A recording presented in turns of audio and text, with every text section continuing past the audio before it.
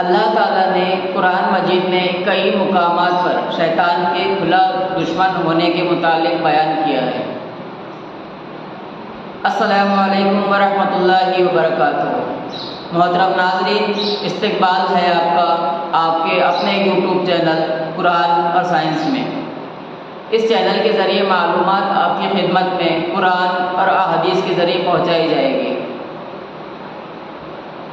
اس video میں ہم شیطان کے کھلا دشمن ہونے کے متعلق قرآن میں اللہ کا بیان، اللہ کا ارشاد اور اس سے کس طرح بچ سکتے ہیں اس تعلق سے معلومات حاصل کریں گے۔ تو آئیے معلومات دیکھتے ہیں۔ کتاب و سنت میں ایسے مبارک اذکار اور نافع دعائیں وارد ہوئی ہے کہ شیطان کو دھتکارتی ہے اور اس کو مومن بندے سے دور کرتی ہے، اور ان اذکار پر مداومت و محافظت کرنے سے بندہ اللہ کے حکم سے شیطان سے محفوظ اور مضبوط قلعے میں ہوتا ہے۔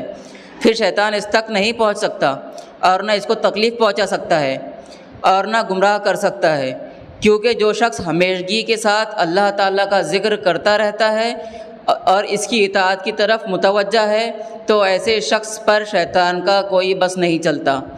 اس کا بس صرف ان لوگوں پر چلتا ہے جو اس کو دوست بناتے ہیں، اور اس کا کنٹرول بھی ایسے ہی لوگوں پر ہوتا ہے جو اس کی گمراہی اور وساوس کی طرف دھیان دیتے ہیں اور اس کی بات مانتے ہیں۔ لہٰذا مومن کو چاہیے کہ شریعت میں جو اذکار و دعائیں بندے کو شیطان سے اور اس کے فریب سے اور شر سے بچانے کے لیے آئی ہے، ان پر ہمیشگی کرے۔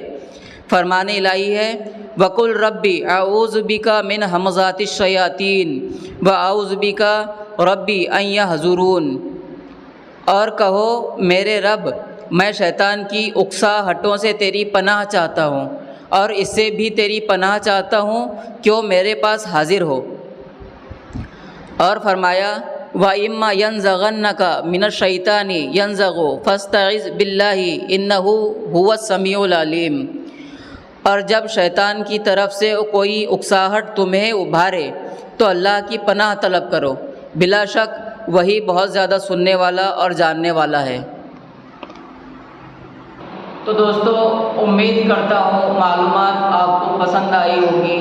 اللہ سے دعا ہے کہ اللہ ہمیں کہنے سننے سے زیادہ عمل کی توفیق دے، آمین، اور ہمیں روزمرہ کی دعاؤں کا اہتمام کرنے اور شیطان کے شر سے پناہ مانگنے کی توفیق دے، اور جہاں تک ہم سے ممکن ہو ہم شیطان کے وار سے بچنے کی کوشش کریں۔ ملتے ہیں اگلی ویڈیو میں۔